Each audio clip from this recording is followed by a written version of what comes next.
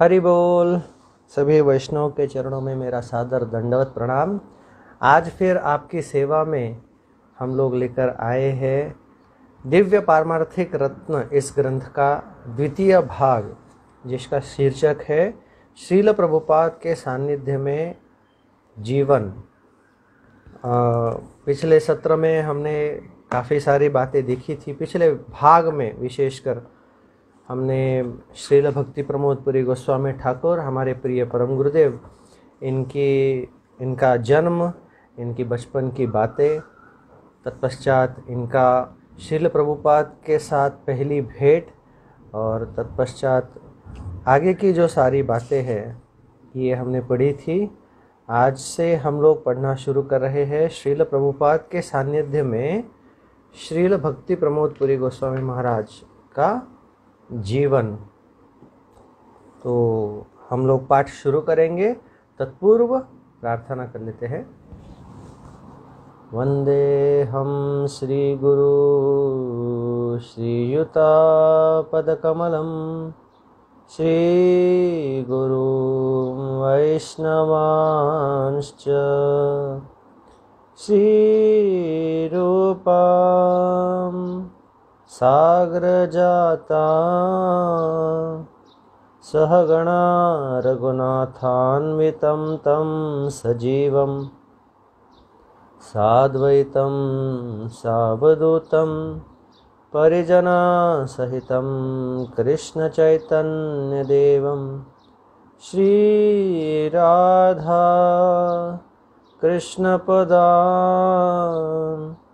सहगणा ललिता श्रीविशाखान्वितांश्च ॐ अज्ञानतिमिरान्धस्य ज्ञानाञ्जनशलाकया चक्षुरुन्मिलितं येन तस्मै श्रीगुरवे नमः। गुरवे गौरचन्द्राय राधिकाय तदालये कृष्णाय कृष्णभक्ताय तद्भक्ताय नमो नमः।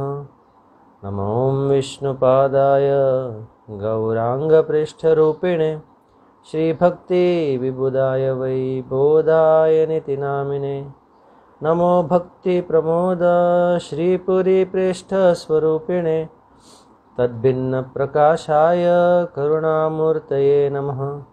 कृष्णभक्तिगुणाख्याने तन्महात्म्यप्रचारिणे सदा सन्निष्टरूपाय गुरवे प्रभवे नमः। प्रभुपादरतिश्चैव श्रीगुरुप्रेमसेविने विश्वे गौरमनोभीष्टं हरेर्नाम प्रचारिणे नौमि बोधायनं देवं कृष्णशक्तिस्वरूपकं प्रभुपाद प्रियकान्त श्रीपुरीपृष्ठसेवकम्। भक्ति प्रमोदाख्य पुरीमुषित्वा भक्ति प्रमोदाख्य पुरीमुपास्य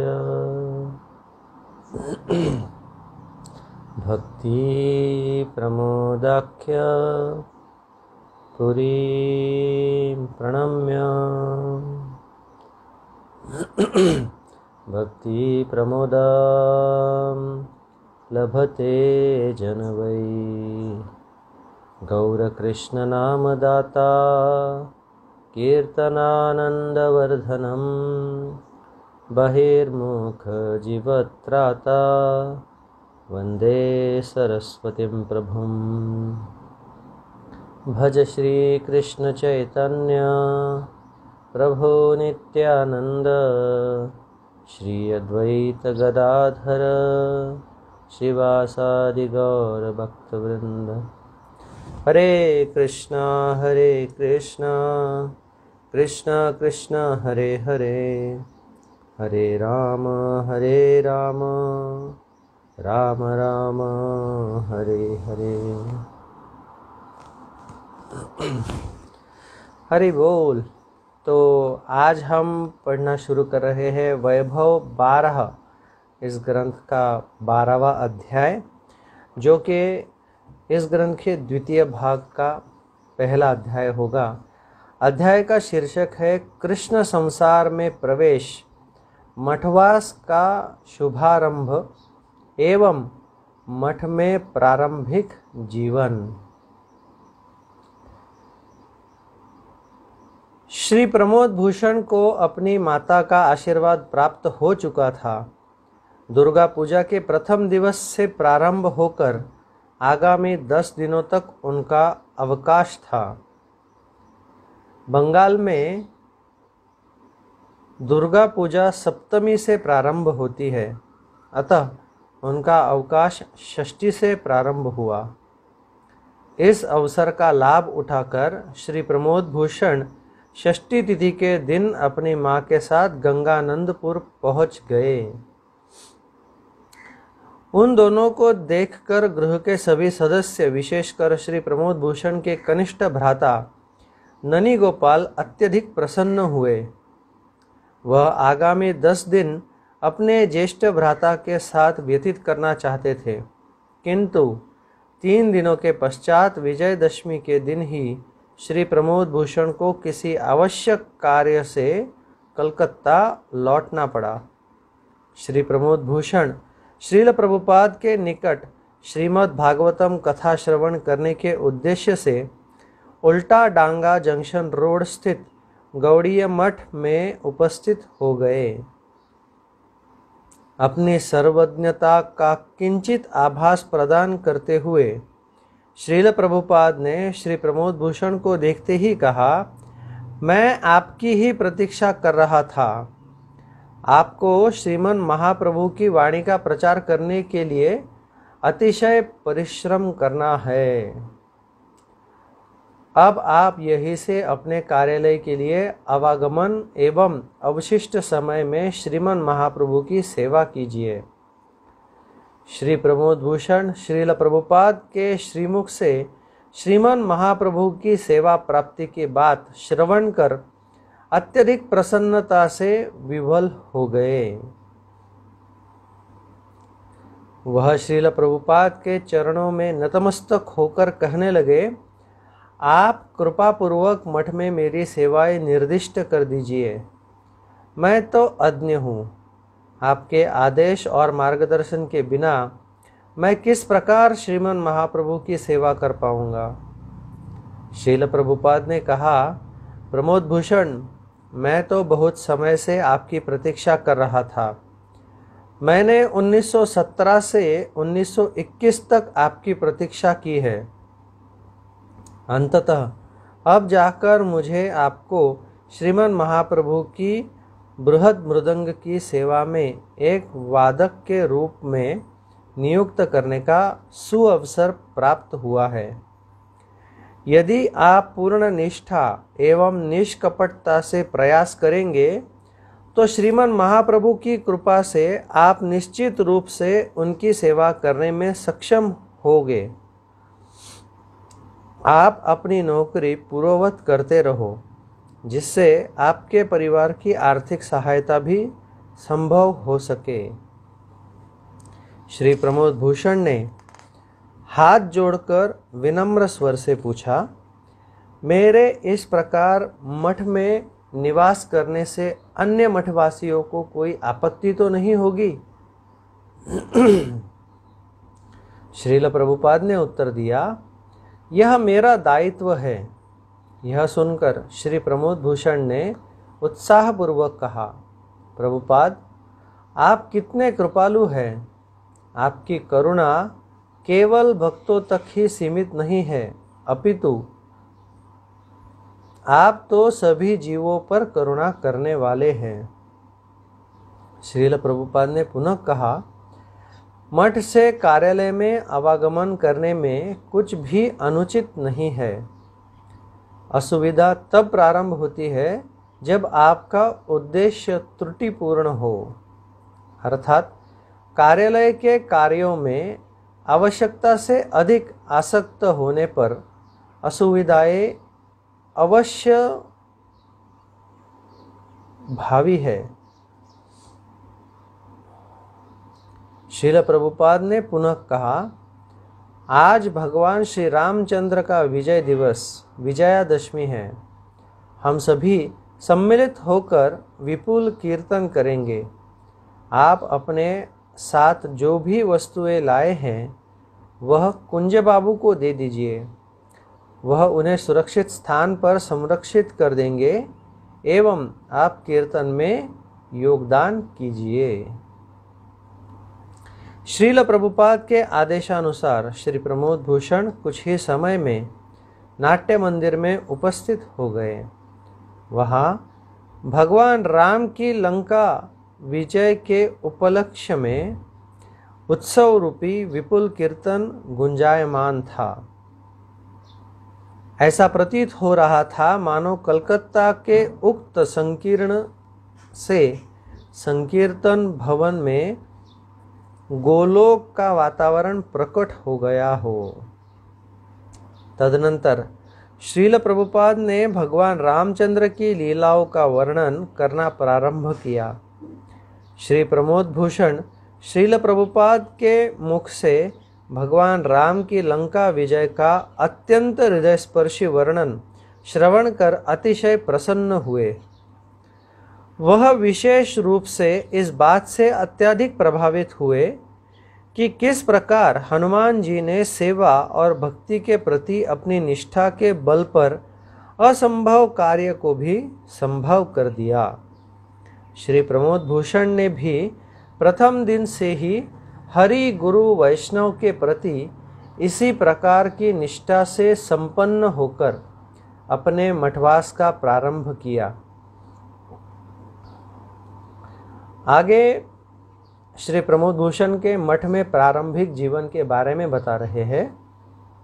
श्री प्रमोद भूषण की सेवा के प्रति निष्ठा को लक्ष्य कर श्रील प्रभुपाद को प्रतीत हुआ कि श्री प्रमोद भूषण पुस्तक संपादन यानी एडिटिंग का कार्य कुशलता पूर्वक कर सकते हैं। अतः उन्होंने प्रथम दिवस से ही श्री प्रमोद भूषण को जितना संभव हो सके अपने समीप ही रखा। श्री प्रमोद भूषण प्रातःकाल 9 बजे कार्यालय जाने से पूर्व अपनी सभी निर्दिष्ट सेवाओं को निष्ठापूर्वक संपन्न करते थे। वह प्रातःकाल मंगल आरती, मंदिर में परिक्रमा आदि सभी क्रियाओं को निष्ठापूर्वक संपन्न करते थे। तदनंतर कार्यालय से लौटकर संध्या के समय श्रील प्रभुपाद से हरिकथा श्रवण करते। केवल अपनी माता की प्रसन्नता के लिए वह अब किराए के गृह में लौटने के इच्छुक नहीं थे। मठ की जीवन शैली और नवीन अनुभव ने उनके हृदय को आनंद से परिपूर्ण कर दिया था, किंतु यह आनंद इंद्रिय तृप्ति से प्राप्त होने वाला जड़ीय आनंद नहीं था, अपितु उनको हृदय में तो इंद्रिय तृप्ति की गंध मात्र भी नहीं थी। उनके हृदय को प्राप्त होने वाला आनंद तो उनके द्वारा परम भगवान की प्रसन्नता के उद्देश्य से संपन्न की जाने वाली सेवाओं के कारण था।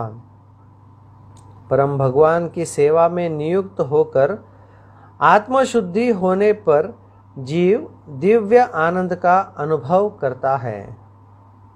गौड़ीय संप्रदाय की मूल शिक्षा तो भगवान कृष्ण की इंद्रियों को संतुष्ट करना ही है।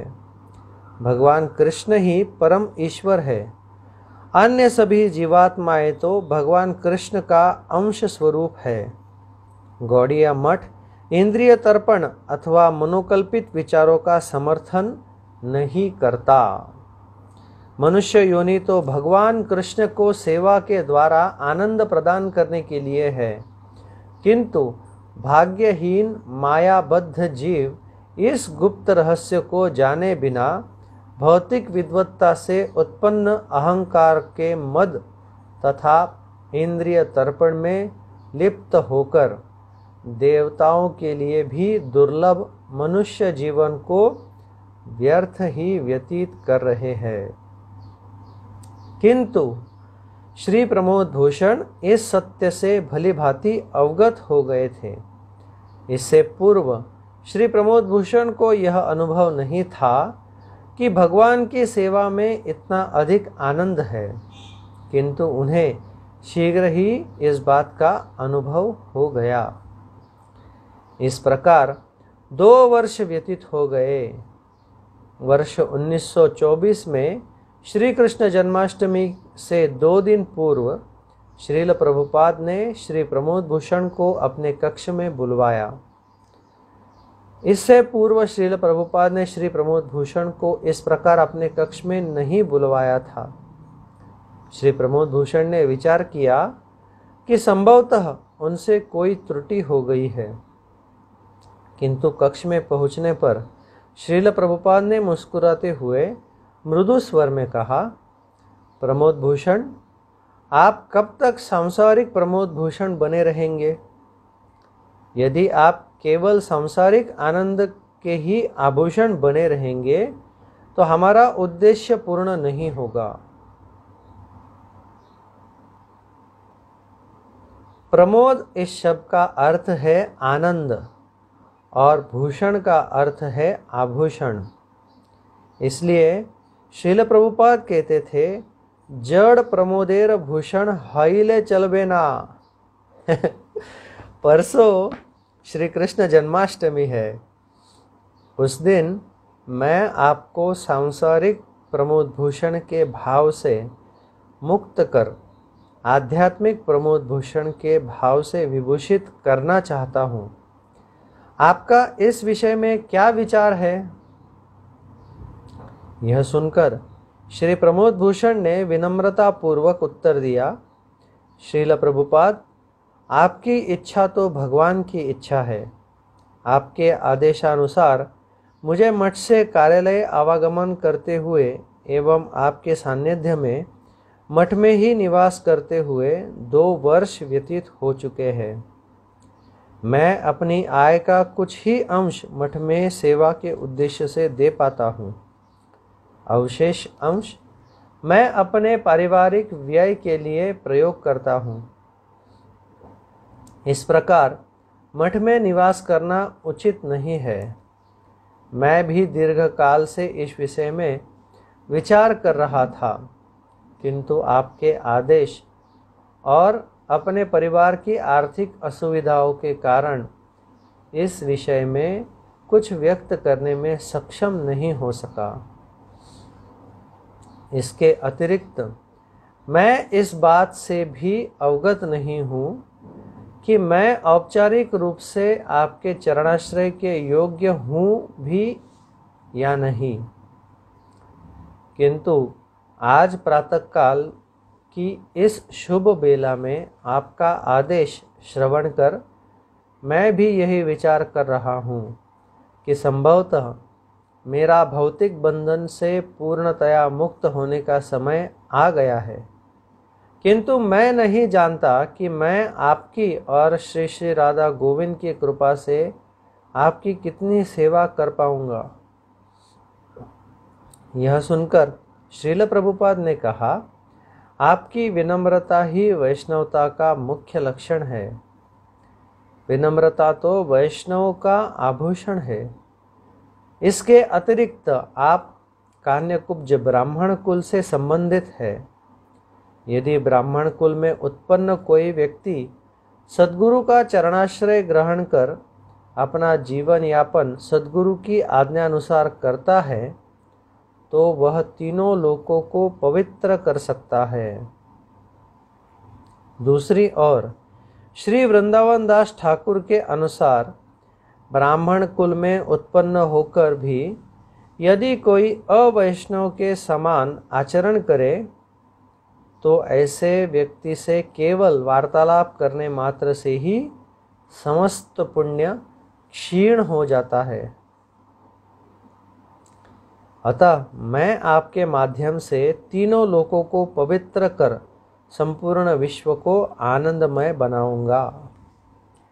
इसलिए श्री कृष्ण जन्माष्टमी के दिन से आप अपने सांसारिक कार्यालय की नौकरी का परित्याग कर बृहद मृदंग के कार्यालय की सेवा में संलग्न हो जाइए। मेरी यही इच्छा है।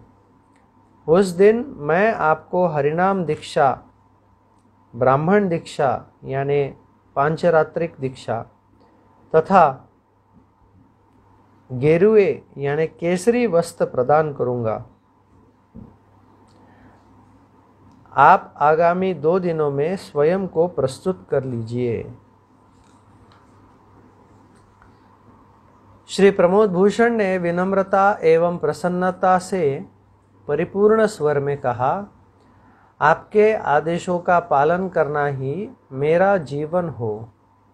यह कहकर श्री प्रमोद भूषण ने भूमि पर दंडवत होकर श्रील प्रभुपाद को साष्टांग प्रणाम किया एवं वहां से लौटकर प्रस्तुति करने लगे। तदनंतर जन्माष्टमी का शुभ दिवस उपस्थित हुआ।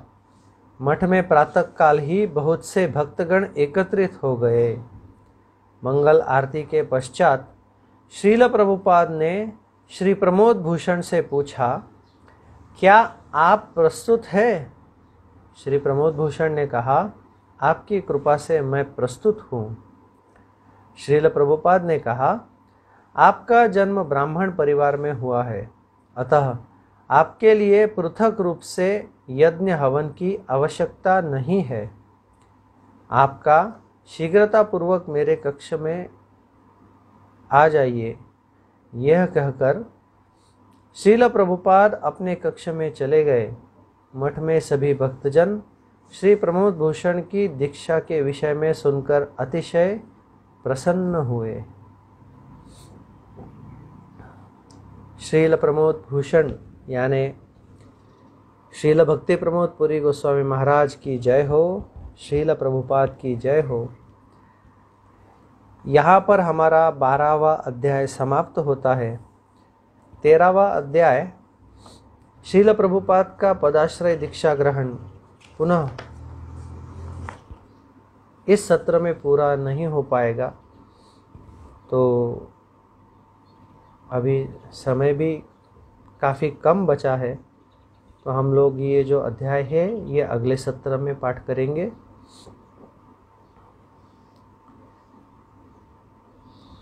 इस सत्र में आपको जो कुछ भी लगा है, अच्छा लगा है, यह गुरुदेव, समस्त गुरुवर्ग, आचार्य, समस्त वरिष्ठ वैष्णव की कृपा है कि मेरे द्वारा ये सेवा हो रही है।